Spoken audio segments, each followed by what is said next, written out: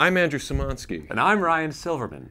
And you can meet us at the Muny.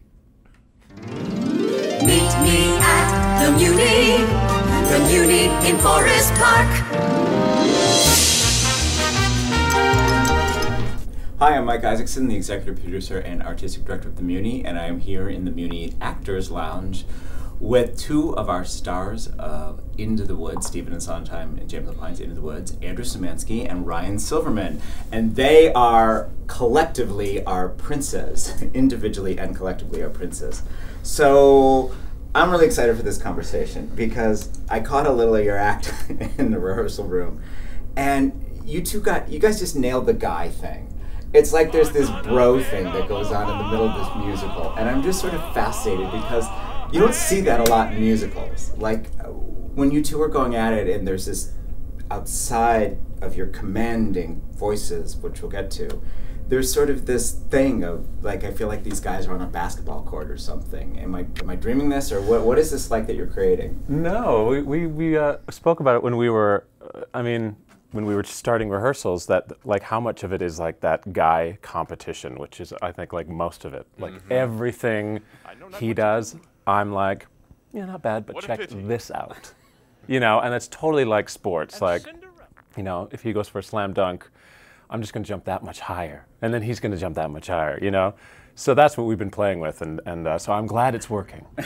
And in the same respect, it's, you know, it's like, as much as Michael Jordan is competing with Magic Johnson, God, he loves Magic Johnson, you know, because I think he loves anyone who is just as amazing as he is, you know, and he has such respect. And so we kind of see, we see ourselves in each other, how amazing we both are, and that we get to kind of bro out on each other, like, God, you're great. No, you're great, but who can be greater? You know? Yeah. So.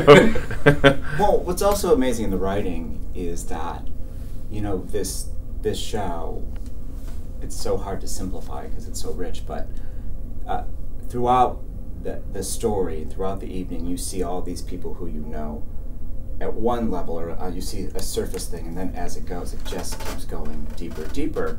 And in a sense, you two are originally presented as probably arguably the most shallow, the most simple, yet you reach the same sort of humanity.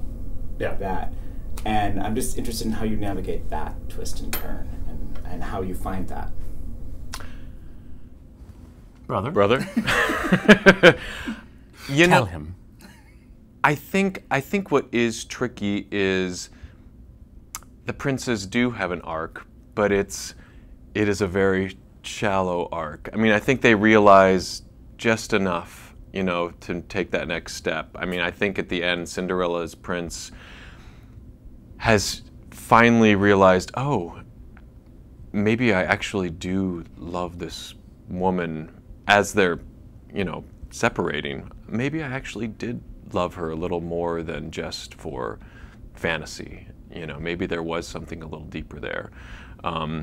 We don't really get to see him go on and see how that affects him later on, but there's a moment where maybe he's realized something, and so it's a small arc, but it's very important, I think, for them. Yeah, we don't get much chance to, you know, certainly Rapunzel's prince has two sort of big scenes, agony and agony, you know, in Act 1 and Act 2. And so those are the two places where you get to see the princes together and that what you were talking about. And you know, so it allows you to really play with the extremes in the reality, because you only have those real two chances. So the first scene is where you can really play up that sort of, you know, macho feeling and the competition between the brothers, and you know, all of that, and then the reality in the second act of what the consequences of that are, you know.